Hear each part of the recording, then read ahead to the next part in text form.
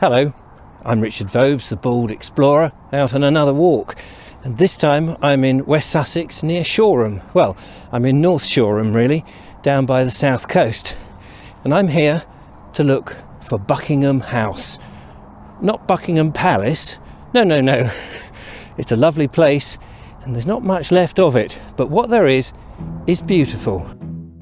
The Georgian shell of Buckingham House sits slightly away from the municipal park where I'm standing, and now resides in a modern housing estate. Roll back time to 1655 when the first manor house was built, and the land here was most likely enclosed and turned into parkland. Later, the old house was remodelled by John Rebecca between 1818 and 1820 in Palladian style, with locally made yellow bricks and sporting classical columns derived from the Temple of Vesta on the east entrance. John Rebecca, the architect, lived in London, but designed many of the houses in Worthing, including Beach House and Castle Goring. In 1905, this fine Georgian building became empty and was left that way for 6 years before a new owner built a different house, leaving this one to the elements. Buckingham House is Grade 2 listed, but only thanks to a local historian, Michael Norman, who in 1954 discovered the old place was about to be knocked down. It had been gutted, probably due to dry rot, and he got the listing done before the outer shell could be demolished. Attached to the rear now are residential flats, and there's a small garden inside. It's now separated from the park, which is a bit of a shame, and hidden from view by these trees. However, this would have been its lawn effectively, and then this beautiful park in front of me. It's now a recreation ground, and you can play cricket, you can play football, you can play rugby. There are cups of teas available and all that sort of stuff, and of course plenty of dog walkers. But one of the reasons I've come to the park is to have a look at this. This is an old sweet chestnut tree. Now, I'm imagining that back in 1655, when the original house was built, this was probably there then. This tree, as you can see, is pretty damn ancient.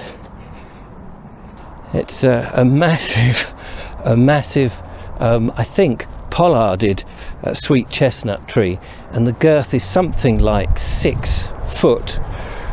It is an amazing tree going all the way around, but it's not the only one.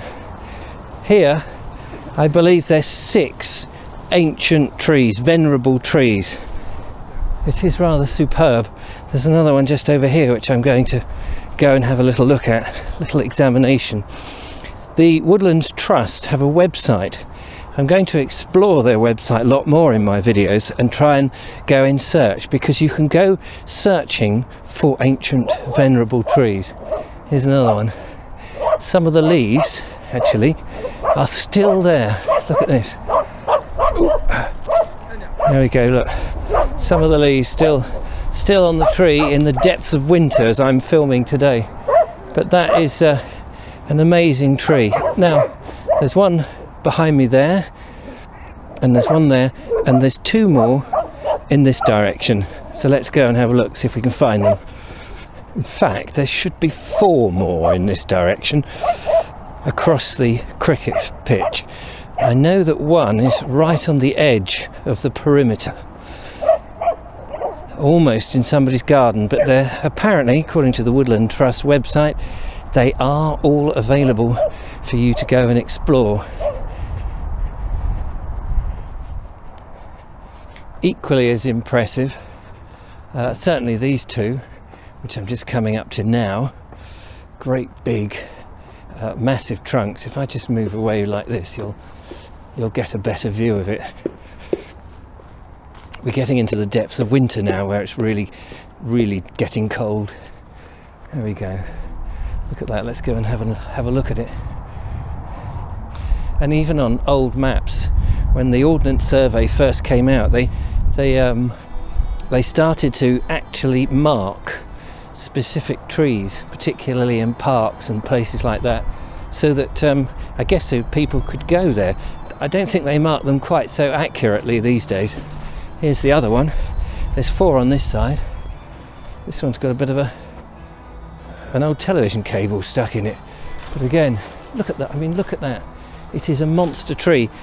It's been here for hundreds and hundreds of years, and it's still alive, pollarded, as I say, which means that it was cut about 6 foot or so that any deer or anything roaming around wouldn't eat the shoots originally. Let's come around here.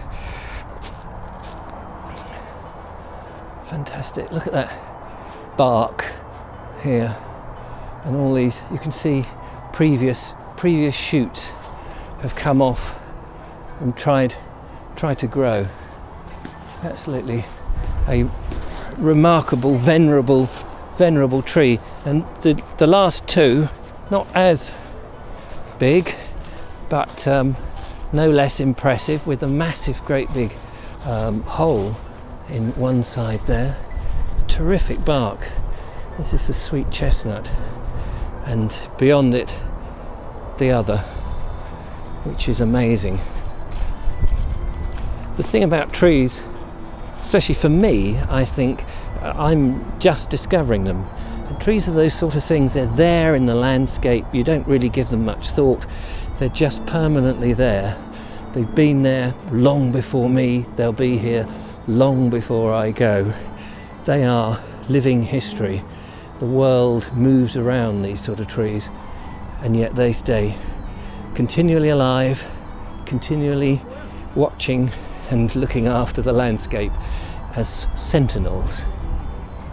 Well, that was worth coming to Buckingham Park alone, just for the trees. So with the beautiful Georgian house, and we're so lucky that it was listed at the last minute and saved from being bulldozed down, because what it does, along with these trees, it gives this whole place meaning. Otherwise, it's just another recreational ground set up by the council, and it has no meaning. But there, right in front of me, you can see what they would have looked out onto, and they would have seen these venerable old sweet chestnut trees, and no doubt leaped out and probably ate the nuts too. Well, I hope you enjoyed my little stroll, and you'll join me again on another one.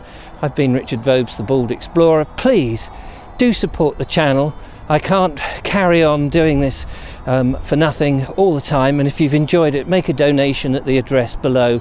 That would be fantastic. Until the next time, bye for now.